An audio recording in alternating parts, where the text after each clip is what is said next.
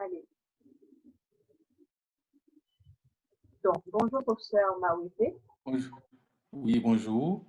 Oui, donc, merci d'avoir accepté notre invitation pour cette première édition, on va dire, de l'entretien avec une personnalité notamment intellectuelle, mais ça pourra être aussi une personnalité du secteur économique, tout simplement. Donc, ce sont des échanges qui permettent à réfléchir un peu sur l'avenir de l'Afrique, sur le réveil de l'Afrique.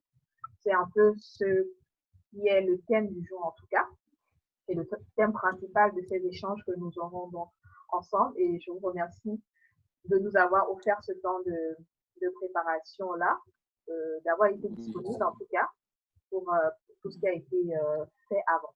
Donc, merci à ceux qui vont nous rejoindre, merci à ceux qui nous écoutent, merci pour votre intérêt pour les thématiques, notamment concernant notre beau continent.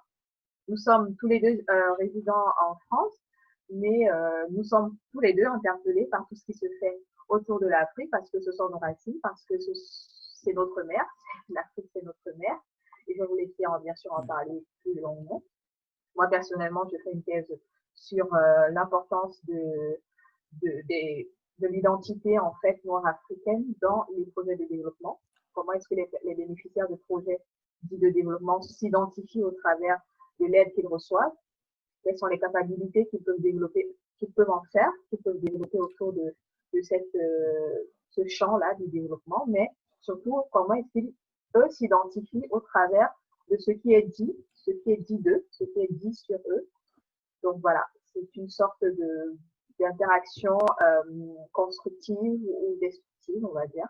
Donc tout dépend un peu des contextes et des individus. Donc je vais vous présenter en 5 minutes, je vais vous laisser donner la parole ensuite.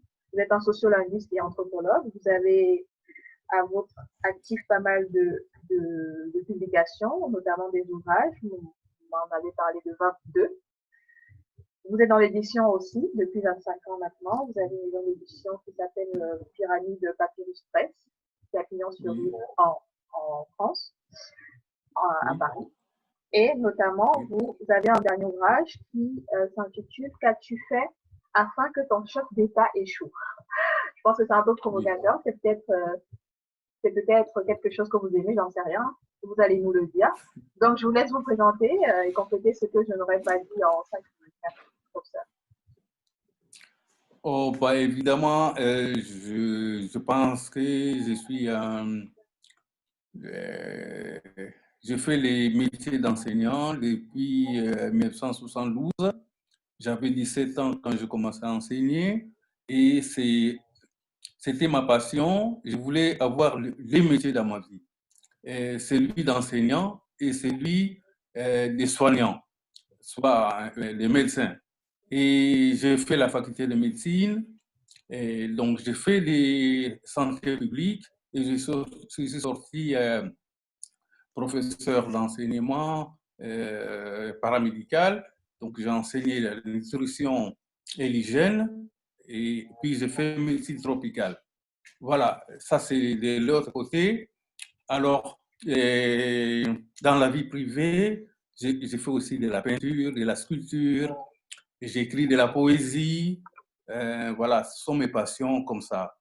Et je suis intéressé par la diaspora depuis une quarantaine d'années. J'ai étudié plusieurs problèmes qui touchent à la diaspora, mais en tout cas à l'homme en général, question des cheveux, question des peaux, question des les regards, les couples. Et en ces derniers temps, il y a la question de la responsabilité des Africains face à ce qui se passe. Parce que j'ai eu les occasions de rencontrer des dignitaires, mais aussi des mortels. Je vois que personne ne dit qu'il est responsable. Et même au niveau s'il faut la coopération. Donc, il semblerait que tout ce qui se passe en Afrique est spontané. C'est-à-dire que personne n'a rien fait, mais les choses se sont dégradées, continuent de dégrader ou s'améliorent. mais sans voilà. Donc, et le pire, lorsque les choses vont mal, tout le monde dit que c'est pas lui. Et lorsque ça va un peu, on dit oui, tu vois, c'est grâce à moi ou c'est grâce à lui et tout ça. On a oublié que la sociologie ou l'anthropologie sont les sciences des vies. Et dans la vie, donc tout ce qui est biologique, qui est associé à la biologie, est en permanence, en permanent changement. Et il est impossible, et donc je me suis dit, au lieu de dire que vous êtes responsable, je vous dis non, vous n'êtes pas responsable. Mais si le chef d'État a échoué, est-ce que c'est sa faute? Il ne peut pas échouer parce que c'est sa faute. Et j'ai pris des milliers d'exemples où je voulais personnellement intégrer les gens dans une vision pour que lorsqu'on se plaint que souvent ça ne va pas, nos enfants n'étudient pas bien, j'ai dit prenons les enfants en charge. Parce que nous, dans ma génération, ma maman, par exemple, ne savait lire ni écrire, en tout cas en alphabet latin, comme je l'ai dit, mais elle était une grande personnalité, une érudite dans la tradition. Et elle s'asseyait à côté de moi, me dit, mon fils, pour ces choses que les Blancs ont apportées, moi, je ne vais rien te donner.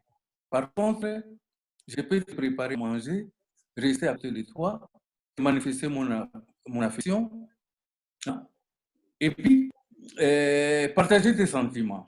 Donc, elle s'asseyait à côté de moi quand je veux faire les devoirs. Et lorsque elle voit que je suis vraiment coincé, alors à l'époque, nous, on avait les grandes sœurs et les grands frères. Donc, bon, je ne vais pas dire biologique. Je n'aime pas ça parce que quand on dit famille biologique, après, il faut dire famille sociale, famille politique. Puis tout ça, c'est pas bon. Et dans nos quartiers, il y avait des aînés, filles comme garçons, hein, qui étaient à l'université ou qui étaient déjà en avant par rapport à nous. Et il est toujours sollicité. Donc il dit, bon, mais pour ça, qui sait faire cela? Je dis, c'est Ayatel, c'est la sœur telle ou les frères tels. Il va les voir, il dit que maman t'appelle. Et je vais là-bas, je dis, maman t'appelle. Il va venir, il dit, ah, papa, ton petit frère là, il a des difficultés et tout ça. Comment toi tu peux l'aider? Et ça a été comme ça, donc chacun était au service de l'autre. Donc moi, ainsi, par exemple, comme je voulais faire des études de médecine, j'étais très attaché à tout ce qui touche à la chimie, à la biologie, aux sciences naturelles et tout ça. Donc, j'avais toujours une avance de 2 ou 3 ans par rapport au programme. Donc, lorsque je suis arrivé au niveau de la 3e année secondaire, les directeurs et l'inspecteur académique avaient considéré que j'étais suffisamment avancé pour pouvoir enseigner. Donc, j'ai démarré directement à enseigner au collège.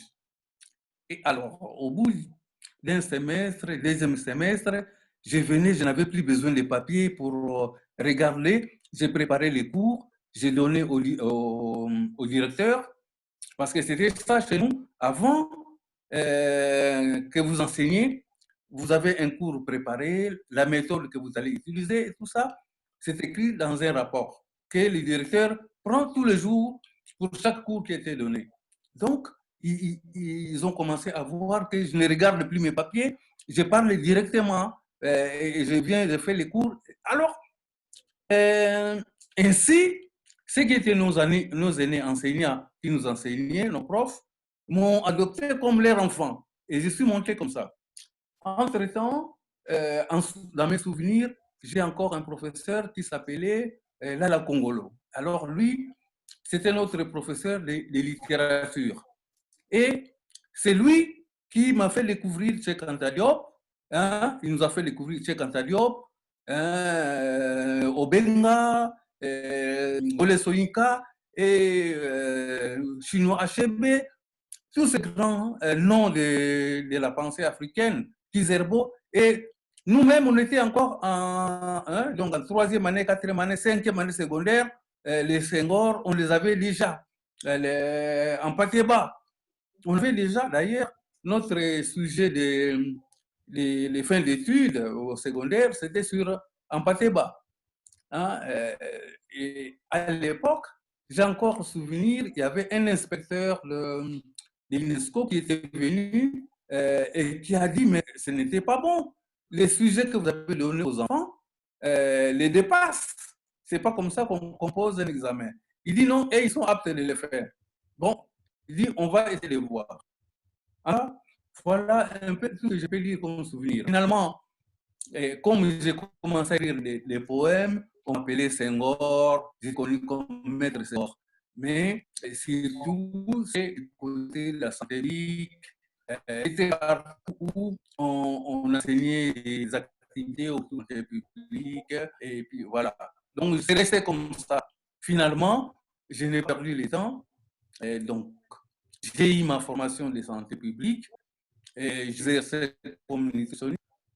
Et puis, j'ai eu aussi ma formation dans les sciences sociales. Hein, et voilà, j'ai commencé mes recherches sur la diaspora. Donc, je continue. Donc, j'ai étudié les problèmes de mariage, les problèmes de divorce, les problèmes de solitude, les problèmes de pauvreté, les problèmes de la réussite, quoi. Comment les gens se réputent, tout ça. Je me suis intéressé aussi au problème d'estime. Parce que, d'ailleurs, c'était samedi dernier, on avait parlé de ça. Lorsque les gens ne s'estiment pas, est-ce qu'ils peuvent avoir un État? Non. Est-ce que lorsque les gens ne s'estiment pas, est-ce qu'ils peuvent parler de développement? Non. Est-ce qu'on peut espérer arriver à la Renaissance africaine sans passer par la Renaissance littéraire, enfin linguistique? Parce que nous manquons aujourd'hui des langues pour nous parler. Et puis, il y a des problèmes où les Africains se plaignent, oui, nous n'arrivons pas à nous entendre, il n'y a pas d'unité, et ça. Et parce que nous avons beaucoup de conflits et tout ça. J'ai dit non, nous avons beaucoup de malentendus, nous n'avons pas assez de conflits. Ce sont des malentendus. Or, sur ça, depuis au moins, avec les amis, la période où Cheikh Diop est décédé, je leur disais toujours que, en fait, le travail qui devait être fait, on a échoué jusque-là parce qu'on n'a pas fait un retour aux langues. Et il dit non, faire un retour sur les non. Ainsi, j'avais proposé que la langue est l'explication scientifique de la culture. Donc, il faut commencer par connaître la langue pour connaître la culture. Ainsi, je me suis intéressé à ce qui n'a pas été dit ou écrit, ou qui a été mal dit. Parce que lorsque nous parlons de l'Afrique, chacun dans la langue de son ancienne puissance coloniale. Ainsi, on va voir qu'il y a une interprétation des situations selon les Anglais, selon les Portugais, selon les Français, selon les Espagnols, selon les Italiens. En tout cas, on ne parle pas de l'Afrique comme africain. On parle des Africains comme ex-colonisés de tel pays. Alors, l'avant-dernier problème qui m'a préoccupé aussi, c'est de voir est-ce qu'on peut discuter de l'Afrique en langue étrangère. Parce que, au fur et à mesure que les recherches avancent, nous nous rendons compte qu'on on trahit toujours. Et ce sont les mauvais concepts qui font qu'il y ait beaucoup de malentendus.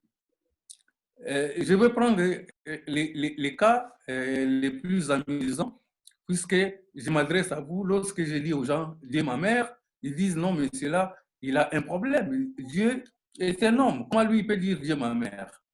Et donc, j'ai commencé à expliquer, par exemple, qu'il y a une différence entre femme et mère. Une femme n'est pas une mère. Mais nous, depuis qu'une personne de sexe féminin naît, nous l'appelons maman. Parce que le terme femme n'existe pas. Et puis, aujourd'hui, il y a des afro-féministes. Je leur dis non, ce n'est pas possible. Parce que le terme femme n'existant pas, vous ne pouvez pas être des afro-féministes. Au moins, si vous dites maman africaine, je comprendrai. Mais les gens, par exemple, il y a des problèmes de genre qui se posent. Je dis non, le terme genre n'existe pas en langue africaine. Donc, vous voyez qu'il y a des problèmes des familles linguistiques. Donc, les langues indo-européennes ou donc asiatiques et européennes, hein, on peut pas, nous ne pouvons pas emprunter dans ces langues-là pour parler de l'Afrique. Et vice-versa d'ailleurs. Mais comme c'est toujours nous qui prenons les langues-là, nous avons pris des choses que leurs langues ne peuvent pas expliquer. Par exemple, si je demande à quelqu'un comment vous dites monnaie, chez nous, on dit mbongo. Je dis non, mbongo, c'est pas la monnaie. Mbongo, c'est la richesse, c'est l'ensemble de la richesse. Mais nous avons le terme nzimbu, dont on ne parle pas. Donc, la majorité d'Africains parlent de l'économie sans pouvoir savoir que mbongo, donc c'est ressources, mais ce n'est pas argent. Et je vais prendre un autre terme, sorcier. Ah, ce n'est pas bon. La sorcellerie ne peut pas être un problème africain. Parce qu'il y a eu une histoire de la sorcellerie en Europe. D'ailleurs, en Europe, il n'y avait que des sorcières. On dit chasse à la sorcière. On ne dit pas chasse aux sorciers. Donc, il n'y a pas eu de sorciers dans l'histoire de l'Europe. Il ne peut pas avoir de sorciers dans l'histoire de l'Afrique. Surtout que le terme est mal traduit. Et il y a toute une liste comme ça de concepts. Même quand on dit démocratie, aujourd'hui, nos présidents parlent de la démocratie et tout ça. Mais personne n'a jamais dit, voilà, démocratie, c'est telle chose en langue africaine.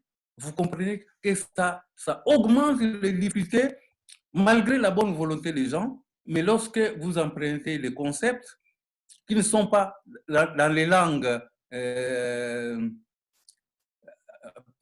là où il n'existe pas de parenté. Par exemple, je peux parler en Bamileke, en Douala, je peux parler en Aoussa et tout ça. Et moi, par exemple, je parle aussi l'arabe. Et quand, aujourd'hui, par exemple, j'ai mis race égale tout. Mais quand vous cherchez, vous fouillez dans toutes les langues de l'Afrique, vous voyez des correspondances, non seulement sémantiques, mais des correspondances phonétiques. Hein? Et tout ça, c'est du travail à faire. Donc, vous voyez, il y a tellement de choses à faire ou à dire sur l'Afrique que nous n'arrivons pas à dire, à faire. Voilà. Merci beaucoup, professeur. C'est vrai que je sais que vous avez une très grande culture de l'Afrique, une culture linguistique, une culture littéraire et historique aussi, de par votre expérience et votre vécu. Et c'est tout à fait enrichissant et normal que nous vous accordions tout le temps pour vous présenter. C'est bien parce que vous avez pu résumer un peu la quintessence des points que nous allons notamment aborder pendant cet échange-là qui se fera probablement en deux parties. Donc, la première, étant donc sur cette question de la solidarité panafricaine, qui est une nécessaire réalité. Quand on vous écoute, on ne peut qu'être frappé par justement cette histoire-là, du moins de l'éducation à l'africaine, on va dire, au final, où on prend soin des autres, on est attentionné, on progresse ensemble. Quand vous parlez de la responsabilité aussi, j'entends ça. On parle de l'estime de soi, c'est peut-être un autre débat, mais c'est peut-être aussi lié à cette perte de connaissance de notre quintessence et de nos origines. Donc, est-ce qu'on peut dire que pour s'organiser aujourd'hui, concrètement, les Africains devraient revenir aux traditions ou alors tout simplement revenir à cette idée ancestrale-là de l'éducation et de l'importance de la transmission, pas forcément orale, parce que vous avez cité Amadou Ampateba qui lui nous disait que quand un vieillard, enfin, cette citation célèbre, quand un vieillard meurt, c'est une bibliothèque de Dieu. Aujourd'hui, vous êtes pour, par exemple, le fait de mettre ce savoir là par écrit, mais est-ce que cette déconnexion, si vous voulez, entre l'Africain aujourd'hui qui veut être intellectuel, mais qui n'a pas forcément appris son histoire, et ce que nous vivons quand vous parlez aussi du problème linguistique, de la démocratie et parfois du manque d'estime ou du retard, entre guillemets, de l'Afrique dans ce développement-là qui, a priori, n'est pas une quête nouvelle, pour elle en tout cas. Qu'est-ce que vous pensez que les Africains doivent mettre en avant dans cette quête? Est-ce que c'est d'abord cette reconquête d'eux-mêmes, donc de leur estime, ou cet intérêt pour le continent, donc au final, le panafricanisme et le retour aux sources? Bon, j'ai récité souvent même une prophétie des professeurs à Santé qui était Moulefi. Pardon, est-ce que vous pouvez répéter le nom? Le nom, c'est le professeur? À Santé qui était Moulefi. C'est lui qui a inventé le terme africologie ou afrocentrique, les mouvements. Mais je voudrais dire que de plusieurs manières, les Africains ont posé la question du retour. Hein? Retour dans l'histoire, afrocentrique, renaissance africaine. Mais pour revenir à ça, on ne peut pas les passés et l'avenir du peuple. Les passés. Hein? Donc, il faut, pour qu'un peuple soit grand, il doit être dans la tradition, la continuité de sa tradition. Nous sommes en situation de rupture avec notre tradition. Nous ne sommes ni traditionnels ni modernes. Parce que chaque peuple a sa tradition et chaque peuple a sa modernité. Quand vous voyagez ici en Europe, vous vous rendez compte qu'à un moment, vous êtes face à un Anglais ou un anglo-saxon. Et vous vous rendez compte à un moment que c'est quelqu'un du nord de l'Europe. Quand vous voyez les... Bon. Et puis vous vous rendez compte que c'est quelqu'un de l'Europe du Sud. Et dans ces différents milieux, avec les langues, avec les nationalités, vous voyez qu'il y a des différences. Donc, même dans la façon, l'architecture, l'urbanisme et tout ça, vous vous rendez compte que la modernité, il n'y a pas une modernité universelle, il y a des modernités qui sont propres à chaque peuple. Et ces modernités sont les conséquences de leur tradition, du respect qu'ils ont avec tradition. Nous manquons du respect aux traditions et nous voulons être dans la modernité. Et même cette année, ces dernières années, tout le monde veut émerger. C'est-à-dire qu'on a la conscience chez nos élites que nos têtes sont sous l'eau. Donc, nous sommes en train de nous essouffler. Bon, maintenant, on a ajouté les masques, mais bon, mais nous qui avons besoin d'émergence, nous avons la tête dans l'eau. Donc, déjà, nous ne respirons pas déjà bien. Et c'est vraiment des problèmes comme ça. Vous voyez tout un tas de termes captés, les concepts que j'appelle indéfinis, indéfinissables dans nos langues, hein? Les concepts imparfaits qui ne peuvent pas être utilisés pour comprendre ce que c'est l'Afrique. Donc, nous avons besoin du retour. Et professeur Asante Kremolefi dit ceci. La vocation de l'Afrique n'est pas de devenir l'Europe, mais la vocation de l'Afrique est de redevenir l'Afrique. Cette question-là de redevenir l'Afrique. Par exemple, quand vous dites que, bon, ceux qui veulent devenir des intellectuels, oui, nous avons eu des grands intellectuels, nous avons une tradition, une très longue tradition d'intellectuels. Quand vous voyez les Imhotep, les Ptahotep, très très loin. Ah ben, je ne vous ai pas donné les noms de mes grands-mères et grands-parents, sinon on va dire encore que, bon, c'est trop proche, parce qu'ils sont contemporains. Il y a d'autres que je n'ai pas connus. Mais tout ça, ce que je veux dire, nous avons une longue tradition, puisque l'écriture même est née en Afrique. actuellement, nous avons la possibilité pour certains de lire ce qu'on appelle les peintures rupestres. Vous savez que quand vous regardez les hiéroglyphes, c'est quoi? C'est des représentations des choses qui existent en Afrique et qui ajoutées ensemble dans les textes. Hein? Donc, quand vous trouvez un canard sur tout ça, vous pouvez, dans votre langue maternelle, vous pouvez lire votre texte égyptien dans votre langue maternelle lorsque vous connaissez la signification de chaque symbole utilisé. Hein? Quand on utilise les palmiers, hein, mandala, vous pouvez lire mandala. Mais pour qu'on utilise les mandalas, ça vous amène à quoi? Soit vous honorez les divinités, soit vous êtes face à un roi. Hein? On dit Neshut en égyptien pour parler du roi. Vous voyez déjà que on peut. Donc les ancêtres ont tout écrit. Lorsque les Européens sont venus et qu'ils ont commencé à prendre les statues, je ne vais pas appeler ça œuvre d'art.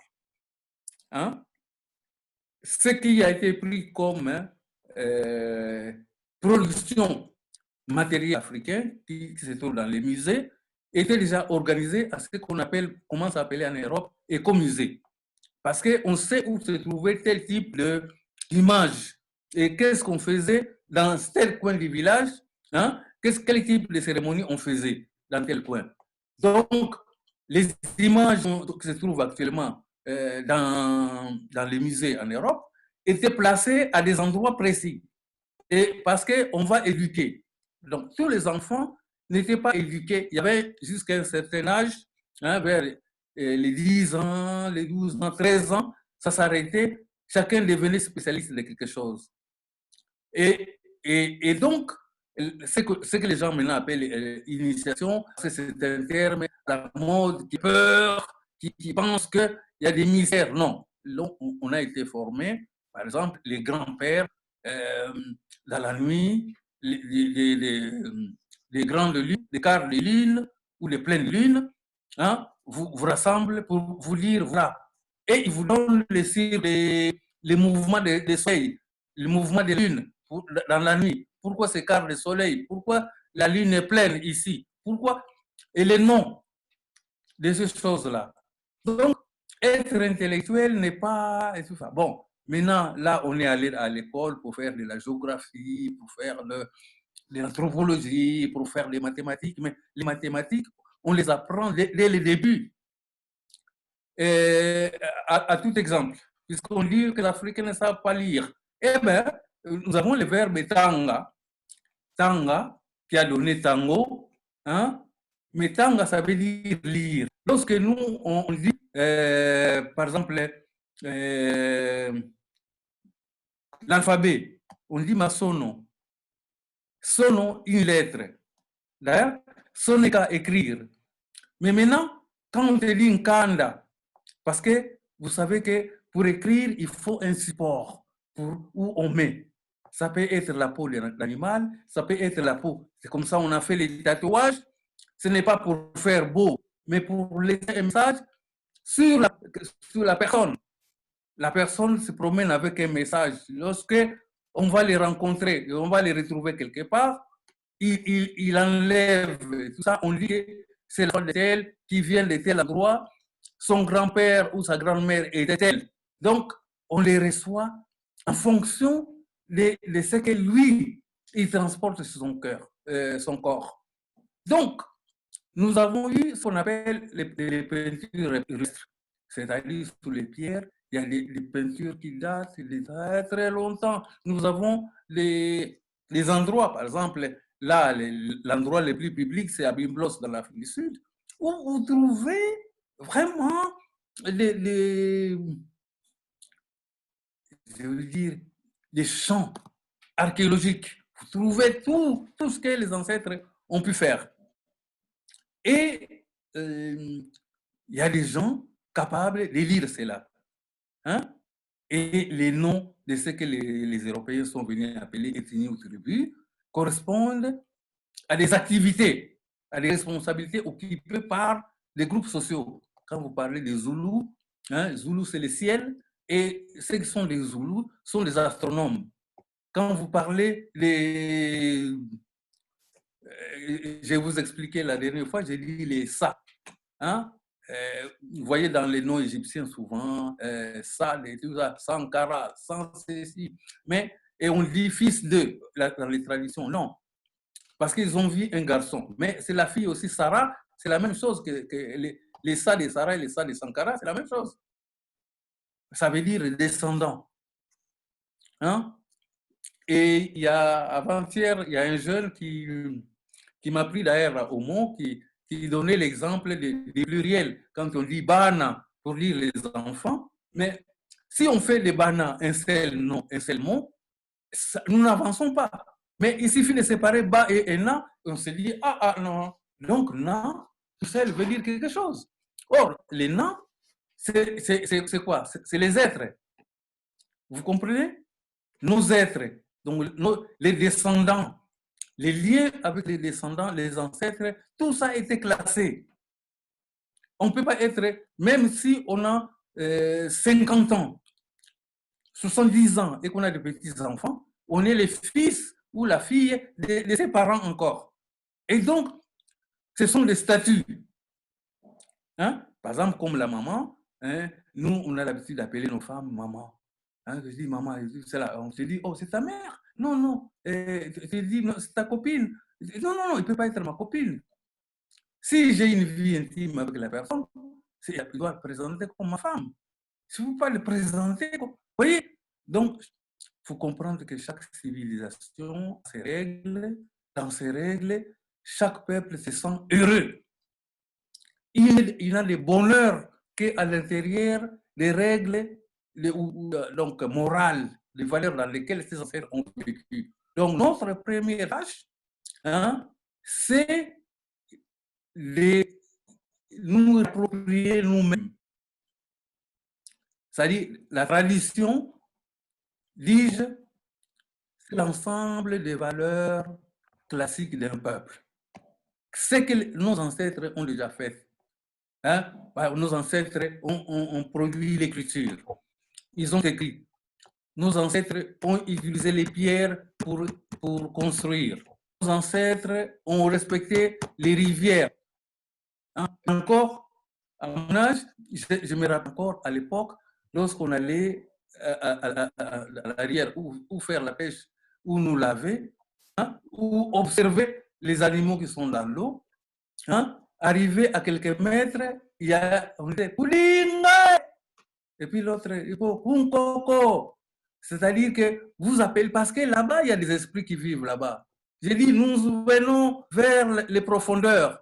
Et puis, l'autre répond, nous venons vers l'eau. Alors, pour que les esprits qui étaient en activité là-bas nous laissent la place. À l'époque, vous ne pouvez pas trouver une rivière polluée. Parce que vous ne pouvez pas polluer, mettre la saleté de votre corps ou de votre activité dans l'eau. L'eau est sacrée, il y a une vie dedans. Nous prenons, hein, les uns les autres. Lorsqu'on est dans la forêt, par exemple, nous qui habitons les villages, puisque les esprits ne viennent pas nous déranger, lorsque l'esprit entre dans les villages, ils attendent les moments de silence. Nous dormons et ils entrent nous visiter, nous bénir. Quand nous entrons dans la forêt, nous ne faisons pas de bruit. Nous marchons avec silence. Parce que seuls ceux qui habitent les forêts ont droit de faire des bruits là-bas. Vous comprenez? Donc, c'est toutes ces règles-là d'harmonie. Hein? Parce que même Dieu, notre conception de Dieu, c'est une conception scientifique. Et nos ancêtres ont tout fait, ont tout nommé à la suite d'une longue expérience. Nos ancêtres observaient et expérimentaient. Ils furent les grands scientifiques et nous sommes les grands consommateurs. Vous comprenez? Nous sommes les grands consommateurs alors que nos ancêtres furent les grands scientifiques, les grands techniques aussi. Vous savez que lorsque voyez la contribution des Afro-Américains en sciences et techniques, ce sont eux qui ont produit le plus grand nombre de brevets qui ont transformé notre époque. Mais parce que lorsqu'ils partaient de l'Afrique, les colons esclavagistes ne venaient pas chercher les handicapés, ils venaient chercher les gens, ceux qui étaient aptes physiquement, mais aptes aussi intellectuellement, techniquement. Vous voyez, donc, tous ces problèmes-là nous amènent à nous donc, les regarder sérieusement derrière. Hein? De partir, ce qui a déjà été fait, parce que nous allons gagner du temps. Si nous voulons gagner du temps, parce qu'on nous dit que nous sommes en retard, non. Lorsque on a vraiment fait ce travail-là, des retours à l'authenticité, nous nous rendons vite compte que nous ne sommes pas en retard. Bon, mais quel retard nous avons? Si c'est les autoroutes, les plus grandes autoroutes datent seulement de 1938. On n'est pas en retard sur les autoroutes, on n'est pas en retard sur la radio, puisque la radio ou la télévision, sont des inventions de notre époque. Hier, l'essence, les inventions de nos propres des Afro-Américains, en tout cas des Africains, hein, nos mathématiques, nos sciences et tout ça, on parfait à tout ce qui se consomme aujourd'hui. On peut faire ce travail-là. Hein, on peut démontrer qu'on ne pouvait pas obtenir telle chose s'il n'y avait pas tel type de connaissances hein, venues d'Afrique. Voilà un peu l'essentiel actuellement, c'est de faire ce travail-là, de prendre le temps, de revenir à nous-mêmes, de faire le bilan. Parce que la modernité, nous ne l'avons pas. Nous ne l'avons pas produit encore à l'heure actuelle. Nous n'avons pas pu produire notre propre modernité. Nous sommes les consommateurs. Et nous devons sortir des statuts de consommateurs si nous voulons être respectés. Voilà, c'est ce que je peux dire brièvement. Super, merci infiniment, professeur, pour cet éclairage-là. Vous nous donnez en tout cas l'impression qu'on n'est pas complètement perdu. Ça, c'est bien. Et je voulais revenir sur la question notamment de l'intelligence africaine et de sa possible corruption. Vous en avez parlé un petit peu quand vous parlez de responsabilité. C'est pas seulement en politique, oui. C'est vraiment sur tout le volet développement. En tout cas. Oui. C'est l'élite, c'est-à-dire les modèles, ceux sur qui on va dire les autres comptent, parce que bien évidemment dans un peuple il y a toujours les leaders et les suiveurs. Donc vous parliez d'une certaine corruption, le mot corruption au sens de bien sûr international est lié au fait que des sortes de normes pratiques, si on veut, s'installent, normes pratiques au sens d'Olivier de Serban, un terme que vous critiquez aussi, mais surtout le fait que les personnes détournent, on a souvent assigné le terme corruption au terme détournement de fonds, détournement de ci, de ça. Mais quand vous parlez aussi de corruption de l'intelligence africaine, qui justement peut-être est un peu complice parfois de certains faits, donc marquant de cette spoliation de notre histoire, de notre identité et de tout ce qui peut constituer notre modernité justement à nous Africains, dans ce retour-là à nos sources. Comment est-ce que vous pouvez qualifier cette corruption-là? Comment est-ce que vous la définissez? Bon, moi je suis Congo, on dit chez nous, Congo Lulendo Mbuta. L'élan n'est qu'un léopard, mais les pouvoirs est le plus grand de l'eux. Vous comprenez? Vous pouvez répéter, s'il vous plaît? Kosingo Lulendo Mbuta. C'est-à-dire que les lions n'est qu'un léopard, mais le pouvoir est plus grand de lui. Qu'est-ce que je veux dire?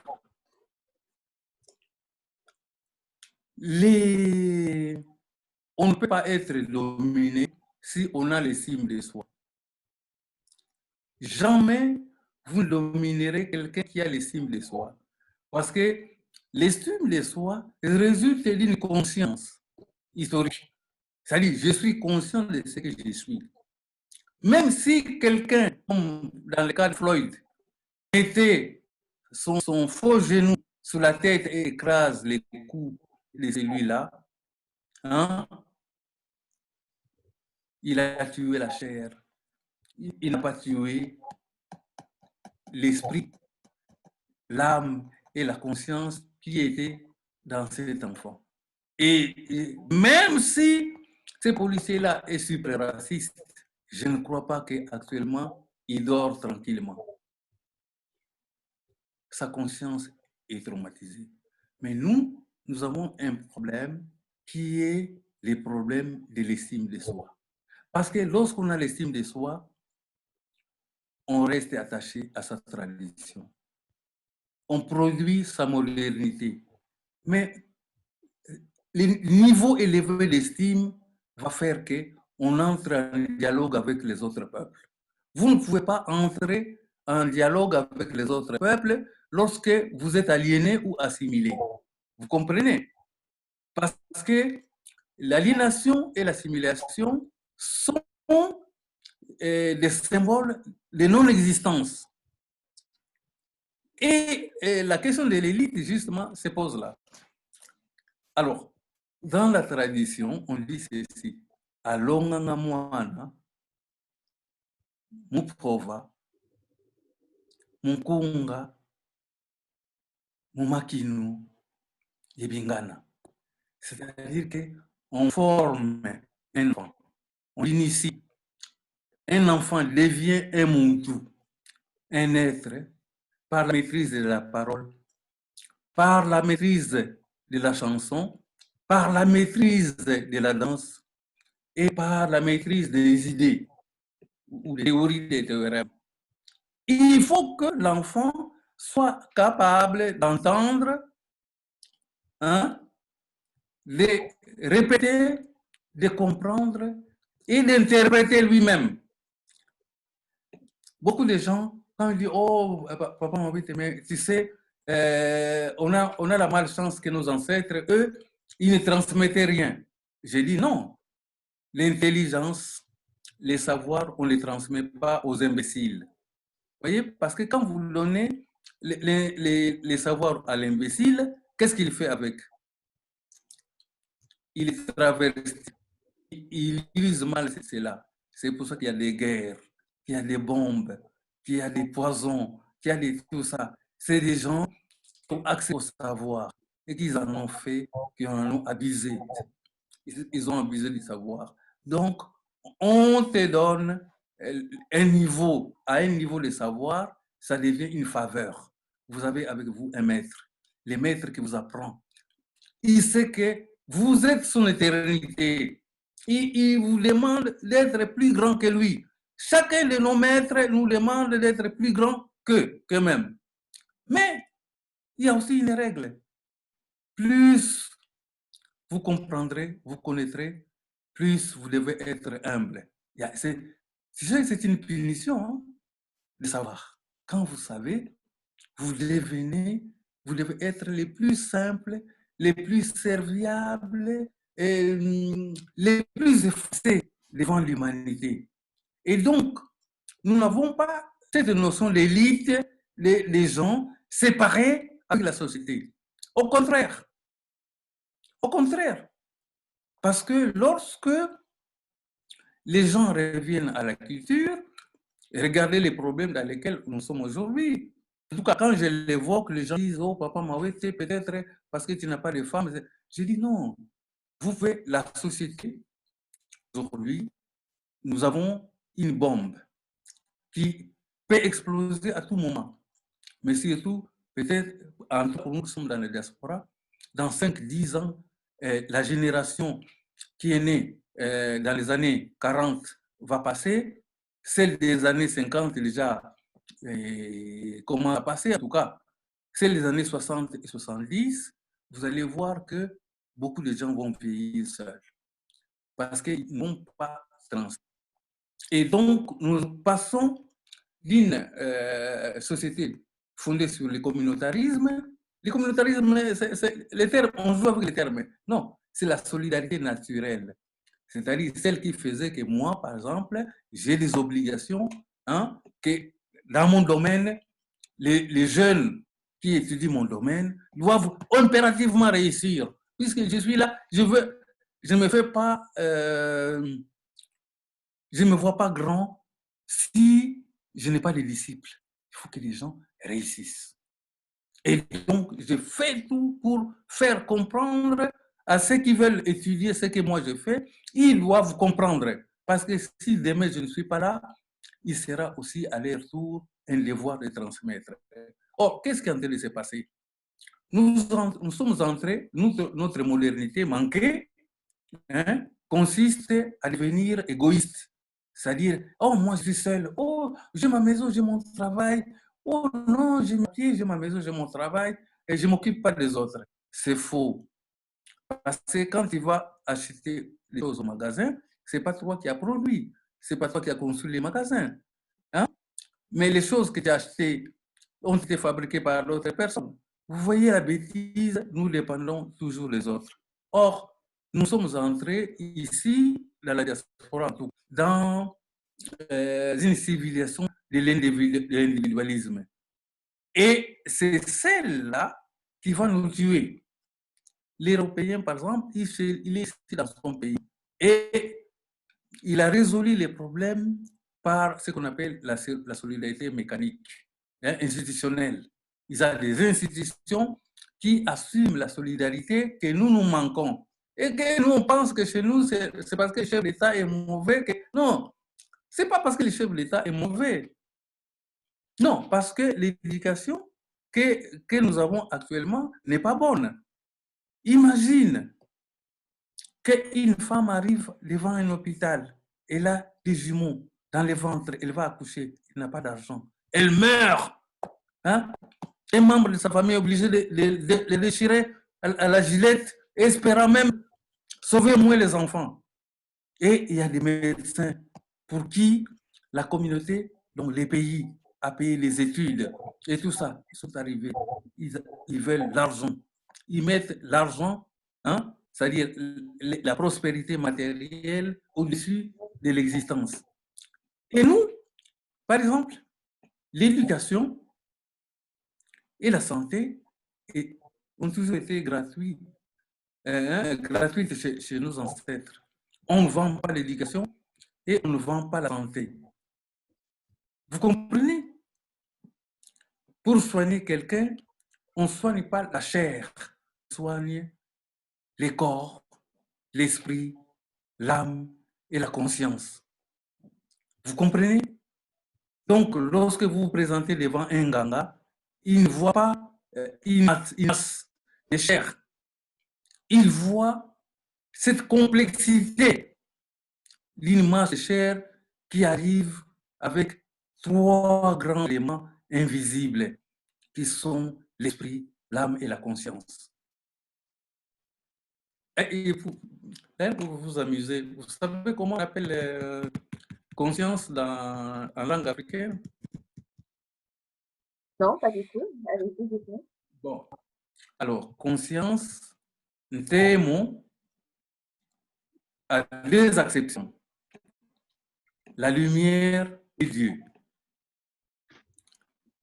Le terme conscience veut dire lumière et Dieu. Vous voyez déjà que quand vous entrez dans comment lumière et Dieu. Vous allez lumière et Dieu. La conscience. Non, la conscience est lumière et Dieu. C'est-à-dire, lorsqu'on parle de la conscience, le terme conscience, un terme veut dire à la fois la lumière, mais veut dire aussi Dieu. Dieu. Voilà. Donc, vous pouvez appeler, voilà, ah, la conscience m'a fait ceci. Si on dira la nature, mais conscience, donc science et conscience encore, bon, on va tourner sur les mots. Mais le terme est en train de dire la lumière et Dieu. L'âme, accès, porte. l'esprit, mandat, hein? La sensibilité élargie, enfin, c'est pour dire la sensibilité éloignée. Vous voyez un peu ce que ça amène. C'est-à-dire que dans tous les cas, la solidarité, hein, consiste à obtenir l'harmonie. C'est-à-dire, si une seule personne est plus riche que tout le monde dans la communauté, ce n'est pas une communauté. Alors, je vais vous amuser. Il y a encore, lorsque les anciens nous enseignaient, ils disaient, soyez les plus grands amis, les obas, les fous, et faire des gens anormaux. Parce que ceux-là sont ceux avec qui vont vous donner l'intelligence. Ils viennent avec des questions que vous ne vous poserez jamais. Vous comprenez? Donc, on chante que une famille, une bonne famille, est une famille qui a ses propres sauts, hein, qui a ses propres inconscients. Il dit, une famille qui n'a pas d'inconscient n'est pas une bonne famille. Est-ce que vous voyez un peu Oui, c'est la une réflexion, en façon... fait, c'est un changement de paradigme, en fait, si je vous comprends bien.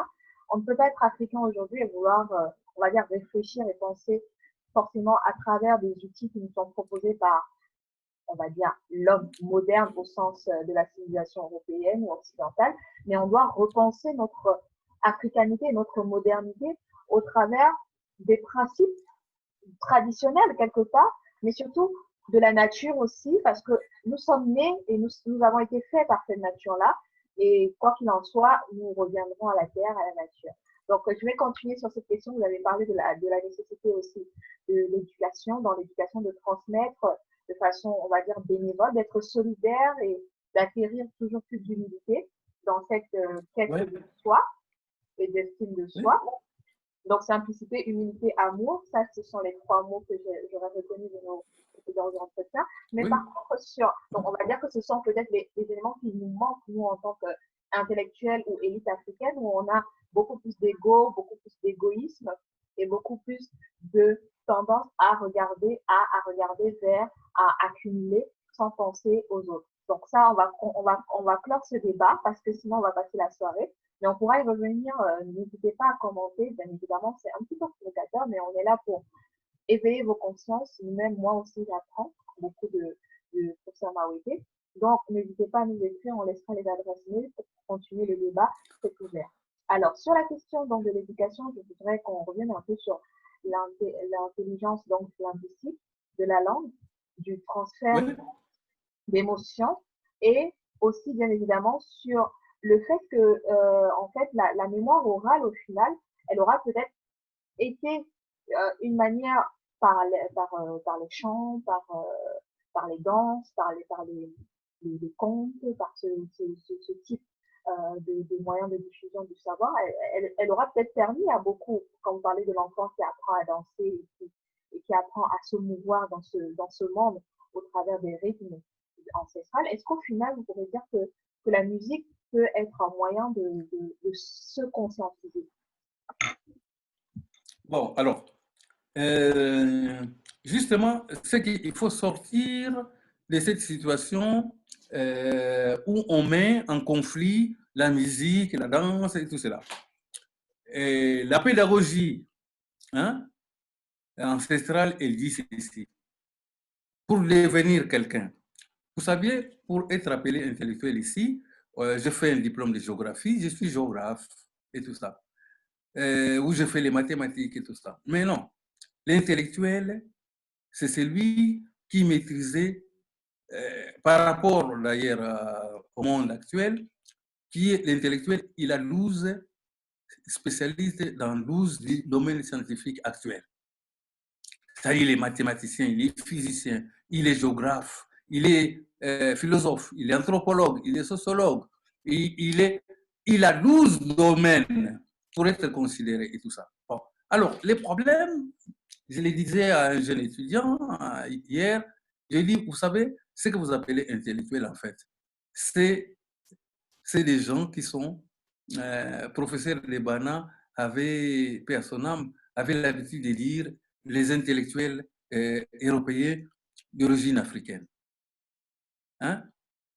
Il avait l'habitude de lire comme ça. Bon, évidemment, je pense que le fait d'avoir été à l'école occidentale n'a pas été une perte de temps. Non, nous avons la chance d'ailleurs que les Européens eux-mêmes ne se sont pas donnés parce que nous avons acquis la connaissance des autres humanités.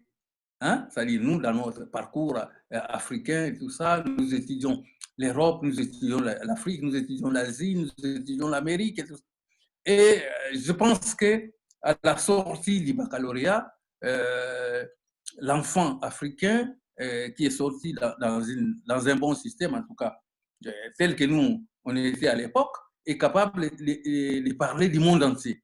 Lorsqu'il entre à l'université, il ne fait que faire des compléments. Mais au moins, je savais citer les présidents, les noms des pays, les noms des présidents, les noms, les dates d'indépendance de chaque pays africain.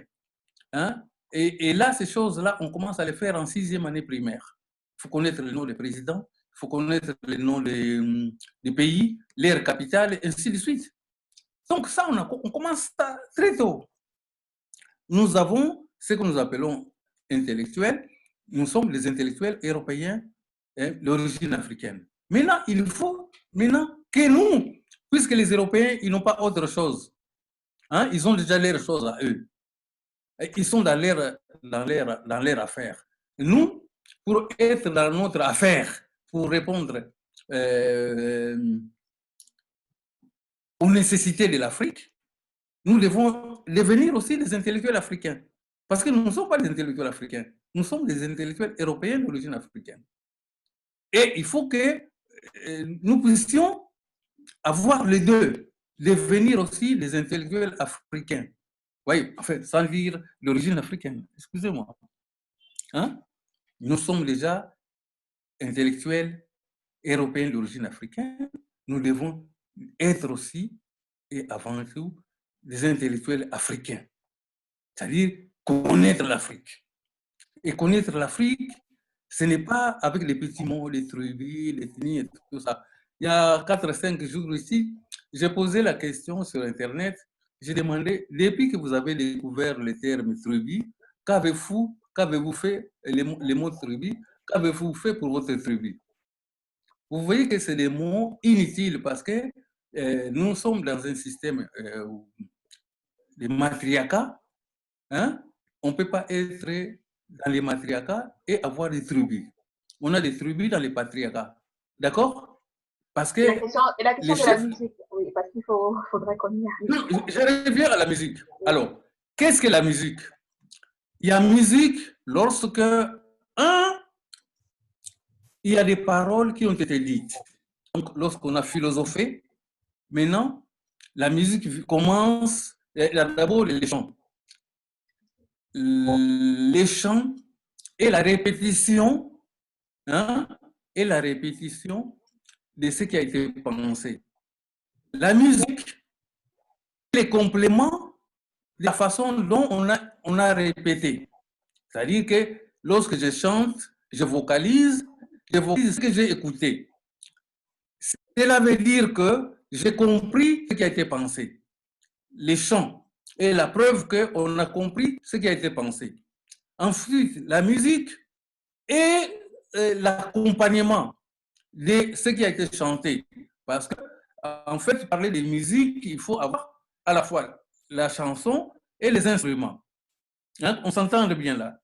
Donc, si vous parlez de chant, directement, si vous avez parlé de chant, je n'allais pas parler de la musique. La musique n'est qu'un complément. Mais c'est une façon de dire dans un autre langage que c'est celui du chant. C'est un deuxième langage. Les instruments sont un deuxième langage, puisqu'ils accompagnent la sensibilité de ce qui a été écouté et répété. Et enfin, c'est pour cela que, grâce au mariage entre ce qui est chanté et ce qui est interprété, c'est-à-dire ce qui est accompagné par les instruments, que nous dansons. Mais qu'est-ce que ça veut dire? Nous avons les sons humains et sont les instruments.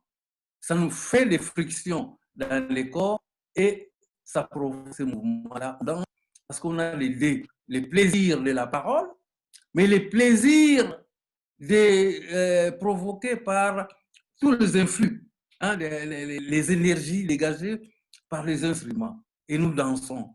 Mais lorsque nous dansons, c'est-à-dire qu'à la fois, nous avons bien compris ce qui a été pensé, nous avons pensé et dit, nous avons bien compris, répété ce qui a été pensé et dit, et que cela est entré en nous. La musique a joué un rôle très important parce que c'est les points de repère, c'est l'archive. Hein? C'est l'archive de tout ce qui a été pensé. Donc, lorsque la musique est mauvaise, c'est que les peuples traversent une mauvaise période. La qualité de la musique vous donne la qualité d'un peuple. Vous comprenez? Ne faites pas aller chercher que les présidents, les élites sont mauvaises. Non. Les élites viennent de nos familles. Donc, si nous voulions régler les problèmes, on n'a pas besoin d'aller à l'Assemblée nationale. De toute façon, nous n'avons pas besoin de l'Assemblée nationale ou du Sénat et tout ça. Parce que lorsqu'on rentre dans nos familles, on te dit, mais hey, toi, tu fais honte à tes parents, tu es voleur. On a appris que tu as volé. Hein? Donc, tu n'es pas digne de nous. Mais si les familles sont aujourd'hui les reprochées, s'il y avait des réunions de familles où on reproche au ministre, au gouverneur, au ceci que tu as fait ceci, hein, il y a des choses qui n'allaient pas se faire. C'est-à-dire que les mal que nous voyons en haut, hein, nous donnent un panorama suffisamment clair de ce qui se passe à l'intérieur des familles. Parce que c'est lui qui sort, qui devient président ou tout ça, il représente sa famille, hein, au niveau de l'intérêt général. Il ne veut pas se représenter lui-même. Les partis politiques, qu'on appelle maintenant famille politique, tout ça, non. C'est des courtisans. Vous comprenez?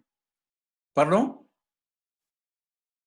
Et donc la musique en elle-même, elle a besoin d'être pensée, si vous voulez, pour accompagner, en fait. Parce que je suis d'accord avec vous Tout à fait. quand vous présentez la musique comme une sorte d'archive historique, archive d'Afrique, archive de mémoire en fait de peuple, hein, mémoire, ça raconte une histoire, ça traduit, ça retranscrit les émotions quand on écoute enfin voilà, un enfant aujourd'hui, on sait qui il était, qu'est-ce qu'il a vécu quand on écoute le jazz, quand on écoute la soul, le gospel, on peut ressentir la souffrance en fait de ces auteurs-là. Sauf qu'aujourd'hui, on n'a pas toujours une musique qui est liée au contexte, on va dire. On a parfois une musique très commerciale qui n'est pas forcément ancrée dans les traditions, dans les cultures et dans sa période. Bon, maman, lorsque la musique devient commerciale, ce n'est pas une musique. La musique rapporte, d'accord? Mais elle rapporte parce qu'elle est en phase avec la situation du peuple.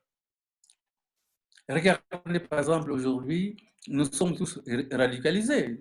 Parce que si j'étais à côté de toi, j'allais mettre un masque et ainsi de suite. Bon, on nous a mis des masques, nous sommes tous, voilà, nous portons tous des masques. Je précise que c'est à dessein provocateur ce que vous dites, on est d'accord. Alors, la musique ne peut pas être commerciale. Elle est commerciale, qu'est-ce que je veux dire? Alors, la parole et l'écrit. Hein? L'écrit conserve. La parole oblige. C'est-à-dire que quand on dit aux gens, ils sont dans la tradition orale. Mais moi, je dis, lorsque vous écrivez, je mets n'importe qui au défi, vous ne pouvez pas reprendre tout ce qui a été dit. L'écrit reste toujours un résumé de ce qui a été dit. Mais la parole vous donne l'état d'âme, l'état d'esprit, l'état de conscience, hein, à un moment T, hein, vous donne l'état, parce que la personne sort. Et nous, la langue, on l'appelle Ndinga. Ndinga, c'est-à-dire la langue parlée, c'est Ndinga.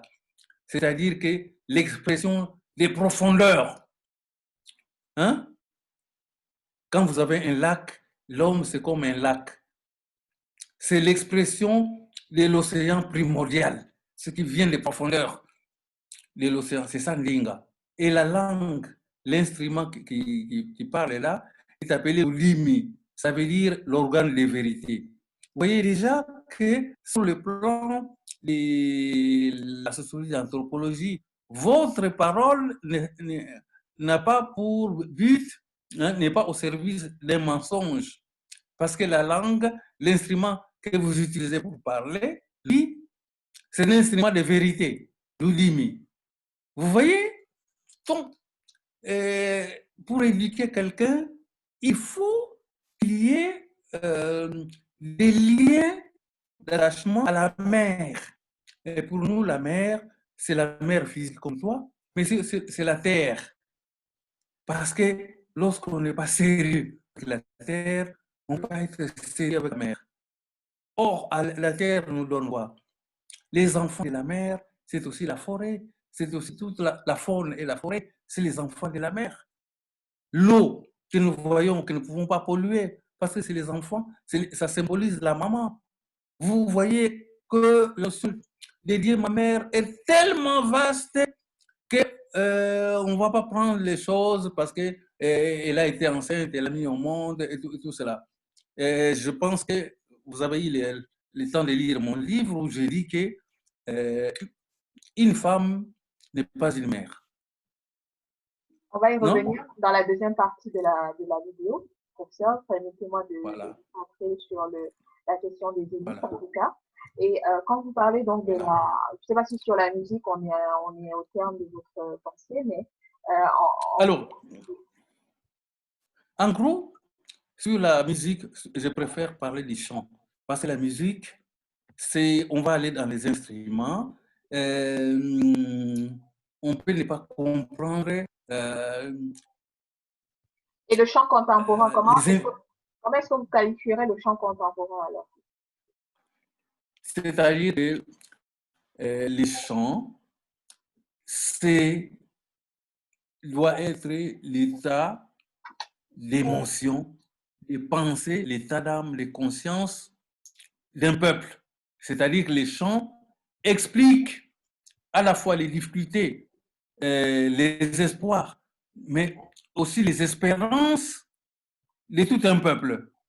C'est pour cela qu'on peut faire la musique lorsque l'artiste dit exactement ce que le peuple est en train de vivre, il vend plus que s'il disait que ton visage est très beau, ou tes oreilles sont comme ça, hein, ou ta robe et tout ça. Non, ça n'a aucune importance. Lorsque, dans les contextes actuels, dire que voilà, il y a une affection là, faites attention, nous avons besoin de vous rester en vie. Mais là, les musiciens, l'artiste est en train de dire ce qui est utile, parce qu'il doit sauver les vies, il doit transmettre les messages d'amour, et les messages de joie, la peine, ainsi de suite. Prenons l'exemple, la majorité des chansons sont des chansons d'amour. Mais chacun a sa langue et chacun a sa culture. Vous savez ce que c'est l'amour chez nous? L'amour comprend 3 acceptions. Le premier, c'est les liens. Le deuxième, c'est le vouloir. Le troisième, c'est le pouvoir. Donc, quand vous dites à quelqu'un, je t'aime, tu l'exprimes 3 choses. Je me lie à toi, je te veux et je peux. Donc, je peux faire des sacrifices pour l'amour. Je suis disposé pour faire des sacrifices pour toi. Donc, ce n'est pas quelque chose de... Vous voyez, bon, maintenant, l'Européen qui dit je t'aime, je pense qu'il ressent ces choses-là avec une vibration que nous, on n'a pas. Parce que ce qui nous a été traduit, c'est la quête du lien de l'autre, avec l'autre. Or, les Kulinga, aimer, veut dire chez nous lier. Hein? Donc, c'est vraiment lien. Je me D'accord. lie à toi. Donc, si je comprends bien, en fait, la chanson, le chant ne doit pas être juste des paroles en l'air, ça doit être des paroles qui parlent à l'âme et qui sont centrées sur un message adapté au contexte. On va revenir sur la question justement de la tradition, de la terre africaine, du besoin de revenir, le retour à l'Afrique. On a parlé d'autonomie, on a parlé de Oui, développement. Est-ce que pour vous, oui. le retour est possible quand tout le monde rêve d'un ailleurs? Est-ce qu'on peut revenir à Non. la terre africaine alors que tous les jeunes rêvent de traverser l'océan et et de venir Bon, en Europe? justement, c'est là la question de l'estime. Parce que depuis la maison, on ne fabrique plus l'estime. Il n'y a pas, vous voyez un politicien qui parle, hein, il te parle des prochaines élections. Les prochaines élections. Les pasteurs te parlent du ciel et tout ça, et des dîmes et des offrandes. Et puis le musicien, lui, bon, il écrit généralement, puisque la majorité des hommes, ils décrivent les femmes authentiques, souvent les gens de mauvaises mœurs. Parce que pour être public, en tant que père ou politicien, il faut être intelligent, qu'on cite ton nom, que les gens sachent que tu existes. Mais tu existes, euh, c'est souvent des gens qui sont inutiles pour la société, qui sont célébrés. C'est pour ça que la musique est pervertie. Et elle est vendue. Vous voyez, donc c'est la corruption. Hein? Les musiciens corrompus, les pasteurs corrompus, les politiciens sont corrompus. Donc chacun cherche à satisfaire les envies les plus offrantes.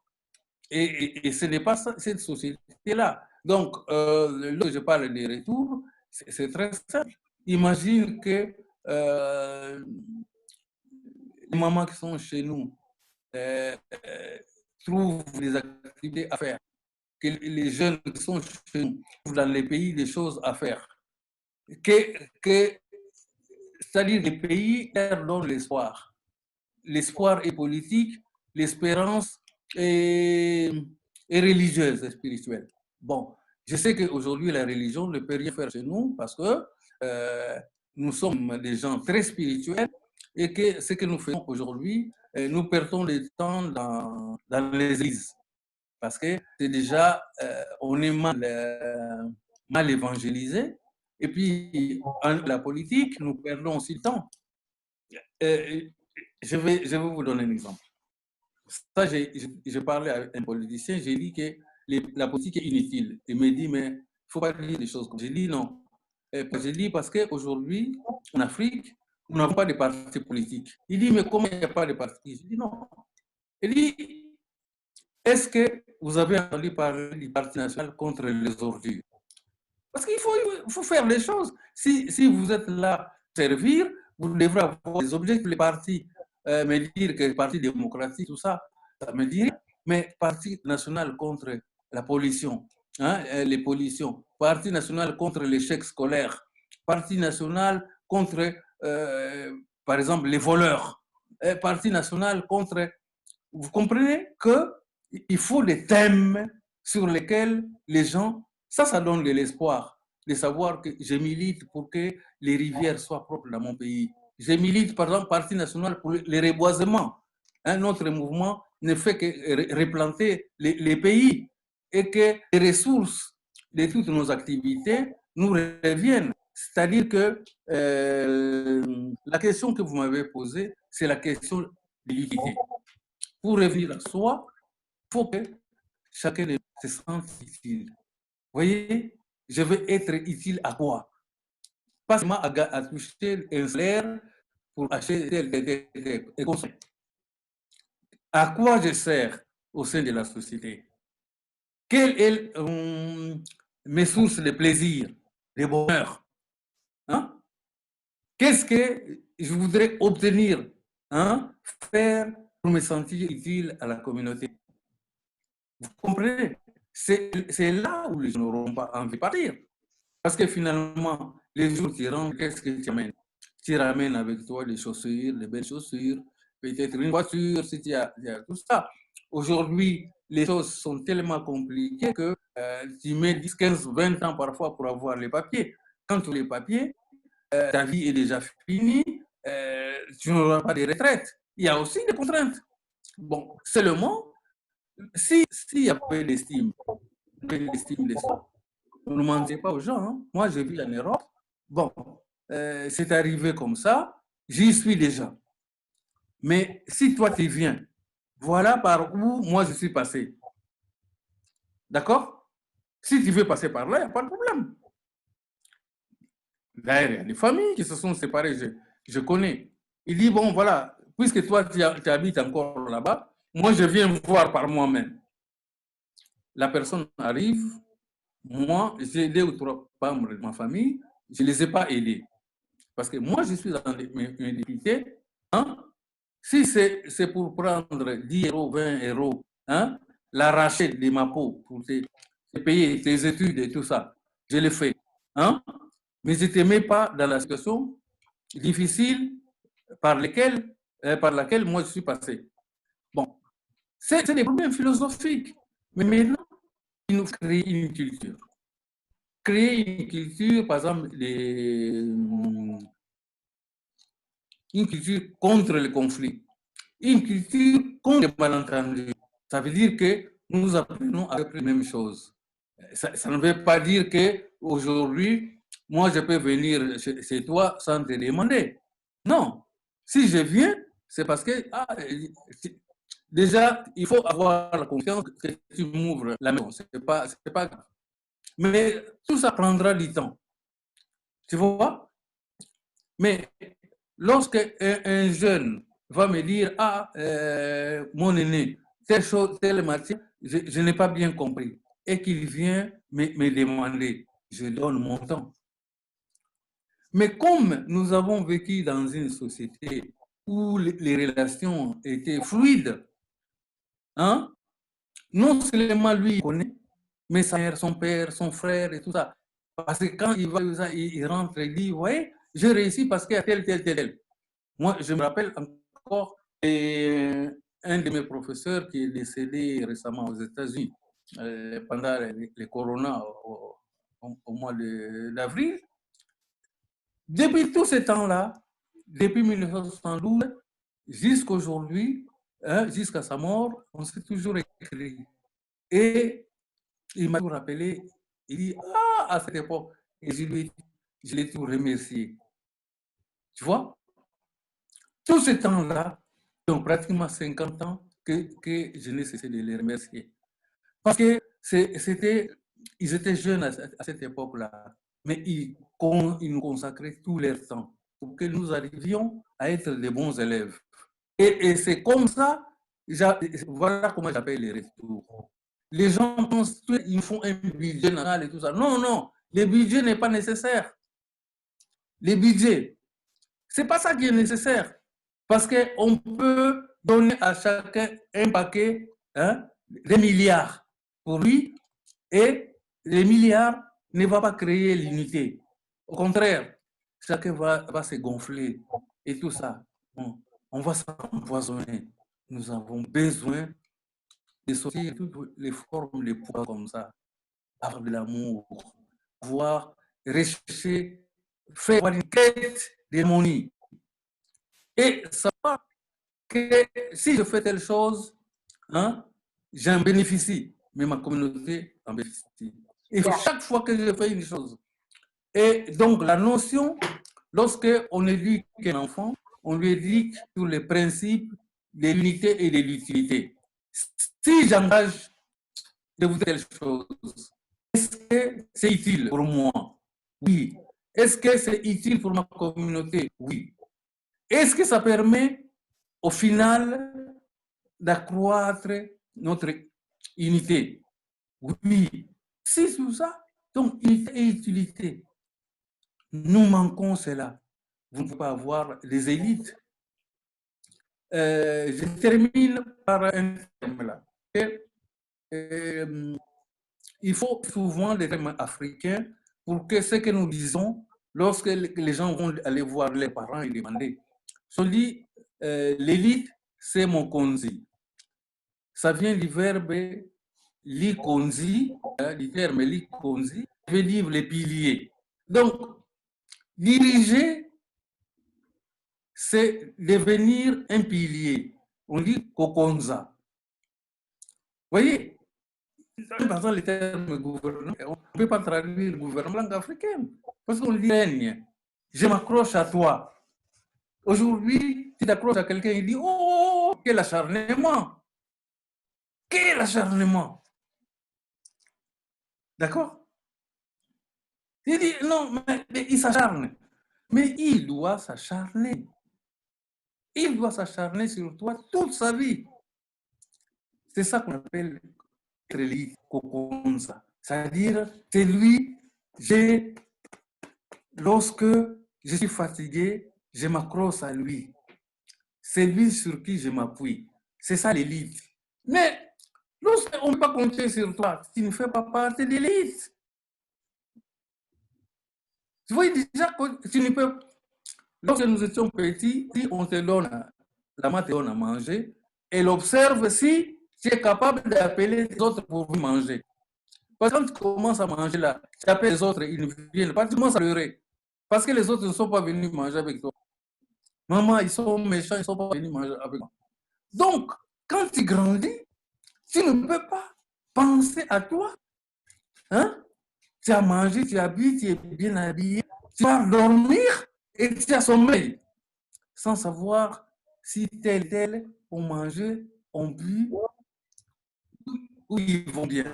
Et voilà un peu le champ, il est très vaste. Donc, un peu de temps, hein, pour vous mettre tout ça, un peu de temps, hein, les jeunes n'auront plus besoin de venir en Europe. Un peu de temps.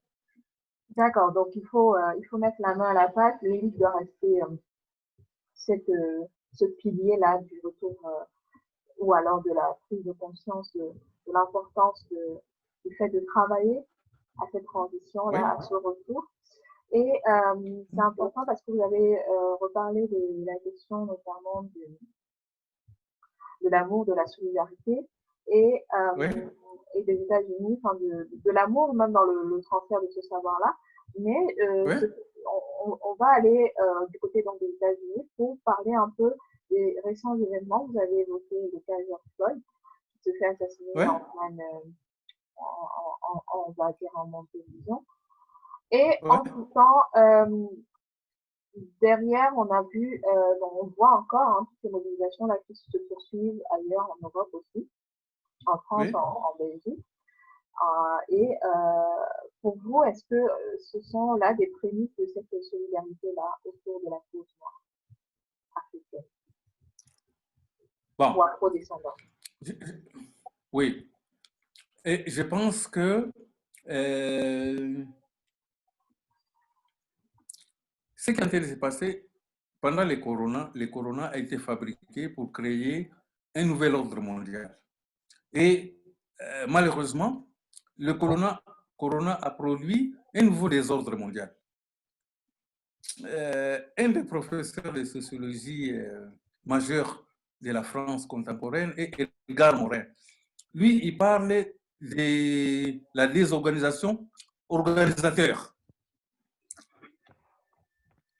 C'est-à-dire que nous sommes aussi dans une désorganisation, nouvelle désorganisation du monde qui va amener une nouvelle, les nouvelles organisations.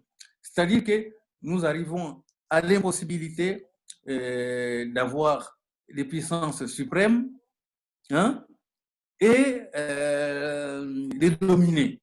C'est maintenant impossible. C'est impossible pour ça. Et je pense que ceux qui dirigent l'Occident et l'Orient aujourd'hui doivent comprendre que ils ont une course contre la montre. Cette course contre la montre, c'est de faire que leur jeunesse ne rate pas l'opportunité de dialogue qui s'est présentée à cause du corona. Parce que nous, lorsque nous avons eu des pandémies en Afrique, les Européens, les Asiatiques n'ont pas été solidaires. Nous avons été solidaires. Dans l'histoire des corona, ça ne nous concerne pas. Là encore, malgré qu'ils n'ont pas vacciné en Europe, ils sont en train de partir en Europe. L'Union européenne a fait une délégation qui doit partir en RDC là. Et ils ne sont pas en train d'imaginer qu'ils mettent les autorités politiques de nos pays en danger. Hein? Parce que nous, les peuples, nous avons refusé. On ne veut pas donner nos corps à vacciner. Mais vous insistez à ce que, en collaborant avec les politiques, pour leur demander de nous obliger à nous vacciner. Donc, on crée les conflits. Est-ce que la violence résout le problème ici? La question de la domination, la question du racisme? Non. Le racisme est une maladie. Voilà comment je définis. Le racisme est une maladie. Bon, imagine que quelqu'un n'a rien fait. Tu regardes sa peau et vous savez que toute personne cultivée sait que la mélanine est la plus belle qualité de sang qu'on puisse avoir. C'est même pas la pigmentation et conséquence de la mélanine, mais la mélanine, l'importance de la mélanine est connue par tous les savants, qu'ils soient sérieux ou non. Tous les savants, qu'ils soient sérieux ou non. Les politiciens sont les perroquets des savants de leur pays. Parce que les politiciens reprennent ce que les scientifiques ont dit. Mais on ne peut pas être scientifique et raciste. Sinon, on est faible. On a un problème de santé. Et la situation, elle est comme ça. Bon, maintenant, lorsque les racistes, c'est quelqu'un qui arrive, qui se trouve en situation d'incapacité d'exprimer sa faiblesse, alors il passe par la violence. Parce qu'il manque des mots. Vous voyez, il manque d'arguments. Il est faible. Il est faible même devant la beauté de la nature. Et il utilise la violence. Il a envie de détruire notre beauté. C'est ça les racistes. Sinon, moi, je ne m'occupe pas de lui. C'est un fait, le raciste. Il ne peut pas être raciste et fort. D'accord. Vous voyez? Ok. D'accord, sur la question du racisme, ok. Et alors, sur la question du contrat social, on peut pas être raciste et fort, je l'entends bien. Sauf que on a besoin du respect de l'autre, en fait, pour avancer. Dans cette estime de soi, on a besoin de la reconnaissance de l'autre. Donc, si on n'est pas reconnu par l'autre comme étant un être humain, si on est juste bon à être assassiné, à être violenté, à être coursé, à être présumé violent ou présumé coupable, est-ce qu'il n'y a pas une rupture du contrat social? Je prends le terme utilisé par le journaliste Trevor Noah qui en parlait en ces termes-là. Est-ce qu'on n'a pas besoin aussi de leaders mondiaux qui prennent la parole sur cette question? Quand on parle de leader, je sais qu'on va, si je le dis, vous allez me prendre au mot en me disant, il n'y a pas vraiment de leaders mondiaux, chacun est leader dans son pays, dans son domaine, mais on a quand même des institutions, on a reparlé de la pandémie, il y a quand même des élites, entre guillemets, qui sont personnes ressources pour certaines situations. Donc, si dans ce cas, par exemple, du racisme, on n'a pas de prise de position forte des institutions comme les Nations Unies, des choses comme ça, ou l'UNESCO, est-ce que vous ne pensez pas que le travail de retour ou d'estime de soi des Noirs peut en être affecté? Bon, alors, justement, les Noirs n'ont besoin de faire le travail d'estime de soi par rapport aux autres. Ils doivent s'assumer en tant qu'être humain. Maintenant, je pense que c'est une faute de demander aux racistes, parce que ceux qui ont le pouvoir, hein, de combattre le racisme, qui ne parlaient pas parce qu'ils sont racistes. Pourquoi je vais demander à Trump raciste, hein, de changer son discours? Non, il a ses faiblesses. Hein? Oui, il est faible lorsqu'il regarde un monsieur comme Colin Powell. Hein? Trump est faible. Donc, il ne peut pas se permettre. Hein? Lui-même, de se dénoncer. Le problème, c'est celui-là, c'est qu'il n'y a pas d'élite. Ceux qui luttent contre le racisme, ce sont seulement les victimes du racisme. Parce qu'eux, ils ne se rendent même pas compte que le racisme existe. En 2006, il y avait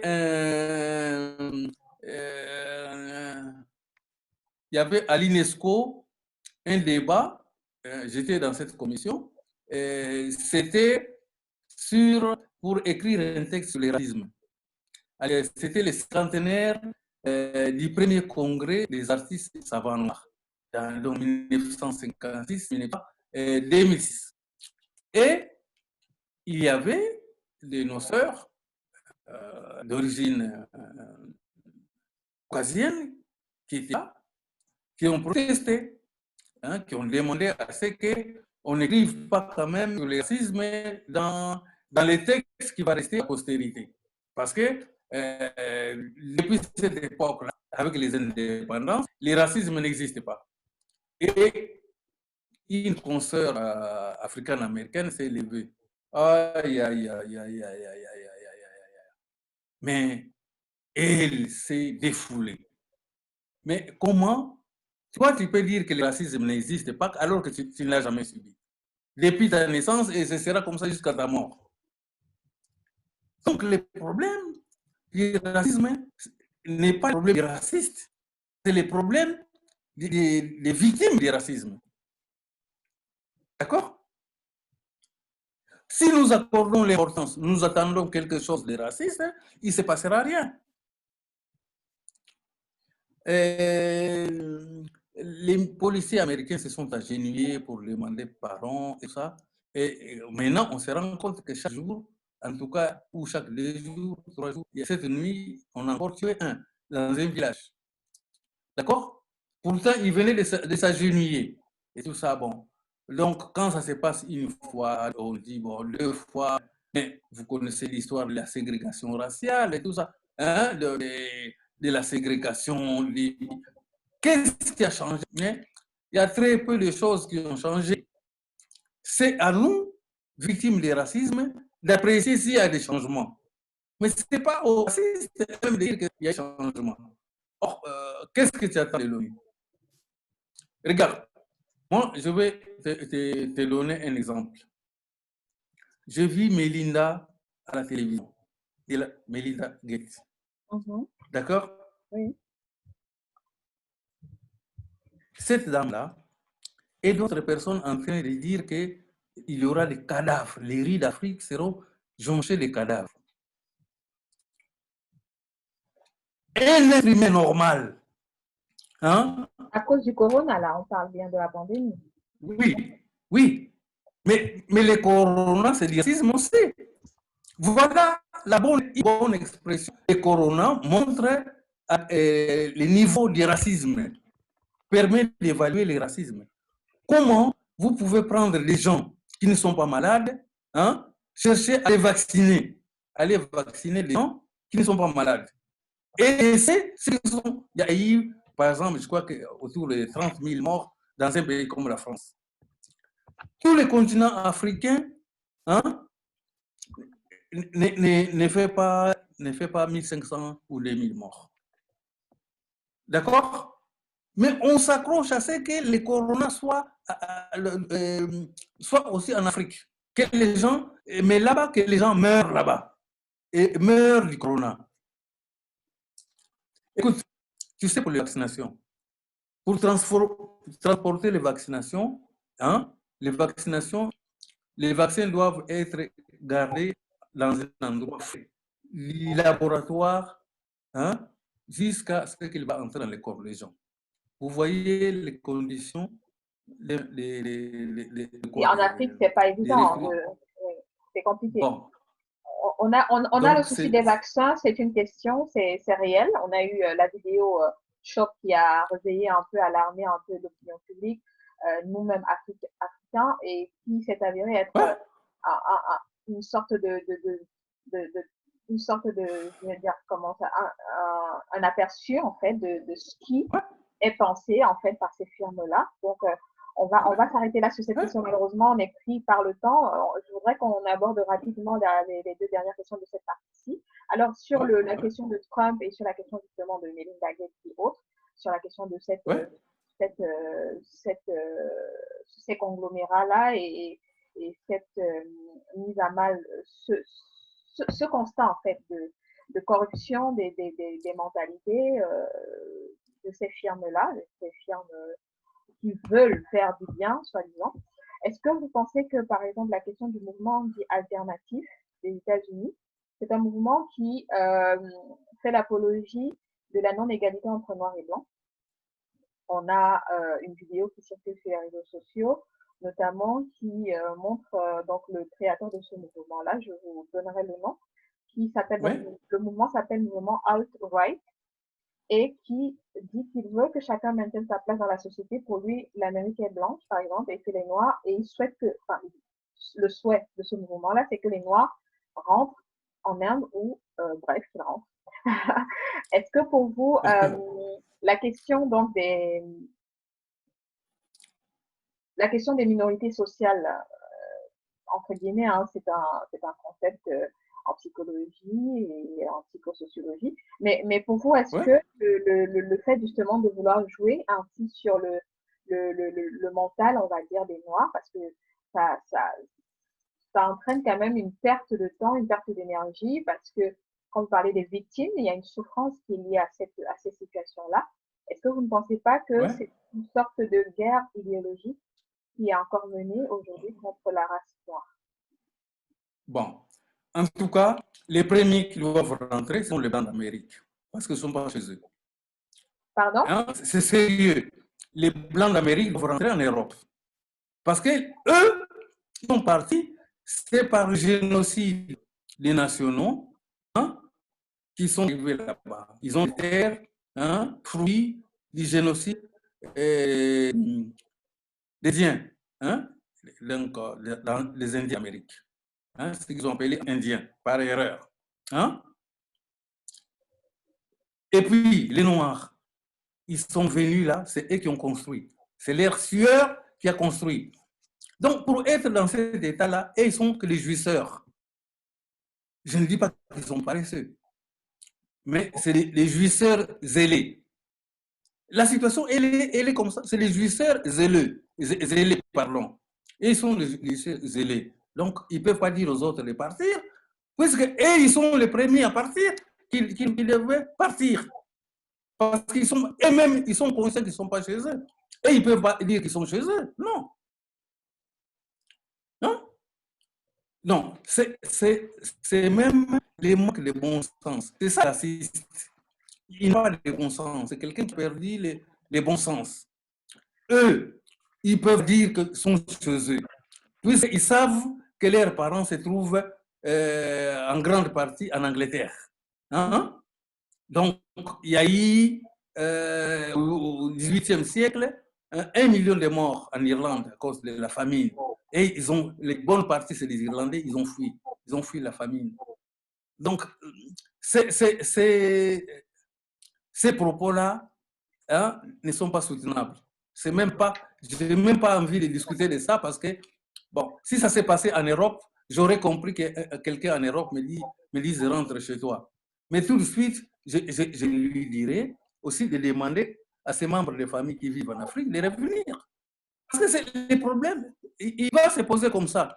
Si les Africains américains veulent répondre, hein, il n'y a que c'est simple, hein, c'est de dire aux autres de quitter l'Afrique. Hein, parce qu'il y a des gens qui sont là-bas et tout ça. Or, nous, honnêtement, Moi, j'ai des gens de race blanche dans la famille. Hein? À la suite des mariages, nous avons des métis dans la famille. Moi, je ne peux pas me permettre cette bêtise-là de dire aux Européens d'entrer. Tu vois, quelqu'un qui est né là-bas, hein, qui a 60 ans, 60 ans, 65 ans aujourd'hui, je lui dis de rentrer où, à quel endroit en Europe. Il va rentrer ici, là, il vit dans une villa avec piscine, il va rentrer dans le studio. Il me fait visiter. Non, non, c'est ça la réalité. C'est ça la réalité. Il faut qu'on dise les, si les Blancs d'Europe qui sont en Europe, hein, nous disent de rentrer chez nous, nous allons les comprendre. Mais pas les Blancs d'Amérique, ni ceux qui sont en Australie, ni ceux qui sont en Afrique du Sud. Hein? Parce que c'est eux qui sont partis sur les terres d'autrui. Je suis tout à fait d'accord avec vous. Alors, on va conclure. Merci beaucoup, professeur. Il y avait une dernière petite question, mais on n'aura peut-être pas le temps de l'aborder ici. C'était la question des réseaux sociaux et de leur impact dans ce réveil-là, de cette conscientisation-là de la jeunesse, conscientisation au retour aux besoins d'estime de soi. Je vous propose d'en reparler donc la prochaine fois. Merci infiniment pour votre temps. Merci pour vos éclairages. On a eu la grâce de la nature qui nous a permis de filmer ce jour et nous espérons que la vidéo pourra servir à d'autres personnes qui se posent des questions sur leur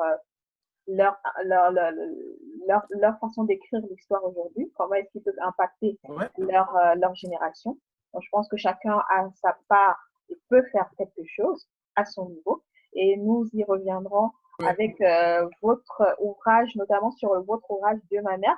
Et nous parlerons de la question de l'impact de la femme. C'est un sujet qui m'intéresse en particulier. Vous avez parlé aussi des cheveux. Forcément, ça se voit que j'ai un look qui est un peu atypique, donc les gens peuvent se poser des questions. Nous nous sommes rencontrés dans ce cadre-là, dans le cadre d'un forum sur le fait d'être naturel et sans complexe. Naturel, c'est-à-dire avoir ses cheveux crépus, donc porter ses cheveux au naturel. Et sa peau aussi, éviter de se décaper la peau. Ce qui n'empêche pas de mettre des bijoux, des fioritures et tout ce qui va avec. Porter, non, mais non, les bijoux sont portés par nos grands-mères. Voilà. C'est pour cela que nous ferons, par exemple, une émission sur l'iconographie, l'interprétation des images, hein, depuis les plus anciennes, hein, parce que nous avons des masques où on voit les statues, nous avons des peintures rupestres, nous avons les monuments d'Égypte et du Soudan et ailleurs où on voit nos mamans habillées comme ça avec les cheveux. Tout à fait. Et aujourd'hui, cette culture, je suis désolée de vous couper, mais cette culture, elle est aussi réappropriée par certaines firmes européennes qui, on a vu des marques comme Stella faire du paille. Moi, j'ai un tissu qui vient de chez moi, mais c'est réapproprié aujourd'hui par ces marques-là et malheureusement, on a l'impression que nous dormons. Donc, on va reparler de l'esthétisme, on va reparler de l'iconographie, on va reparler de la femme, de sa place dans la société, de son rôle, de l'Afrique et du matriarcat. On va reparler du célibat, on va reparler des relations hommes-femmes. Donc, encore des sujets croustillants. Ce sera peut-être moins, je ne vais pas dire moins engagé, ça restera un discours engagé et provocateur, comme vous avez l'art de savoir le faire. Et je remercie donc tous ceux qui nous ont écoutés jusqu'au bout. N'hésitez pas à partager la vidéo, liker, commenter. Comme le débat reste ouvert, on laissera vos coordonnées pour tous ceux qui veulent cesser à l'écriture aussi. Votre maison d'édition est ouverte pour accompagner les auteurs. Et bien évidemment, nous présenterons en détail vos ouvrages lors d'un prochain rendez-vous. Je vous remercie encore pour votre patience, votre présence, vos explications, vos éclairages et je vous dis à très bientôt sur ce même canal. Merci beaucoup. C'est moi qui vous remercie. Au revoir.